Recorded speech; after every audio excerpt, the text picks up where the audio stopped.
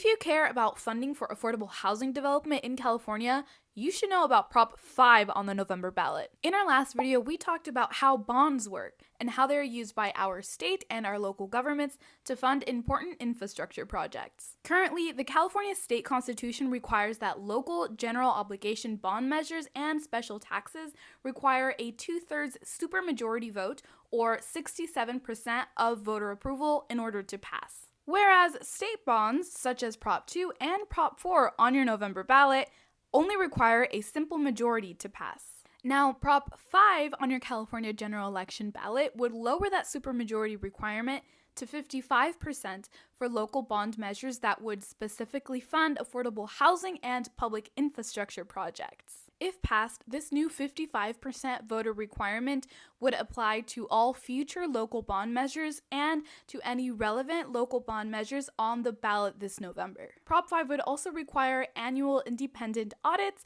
and create citizen oversight committees to evaluate spending. Voting on Prop 5 matters because in recent years, California has experienced a growing population of unhoused people, chronically high housing costs, and the highest rate of poverty in the nation. These are all issues that can be directly tied to the lack of affordable housing development across the state. By reducing the vote threshold for local housing and infrastructure projects, Prop 5 would improve the likelihood that local governments could pass funding measures to address these issues in their communities. As a matter of fact, we've already done this with Prop 39, which decreased the supermajority requirement to 55% for local school bonds, which passed in 2000. Prop 5 is supported by many local governments, unions, the League of Women Voters of California, Habitat for Humanity California, and it is heavily opposed by the California Business Roundtable, the Howard Jarvis Taxpayers Association, and real estate groups. To learn more about this ballot measure and get our voter recommendations,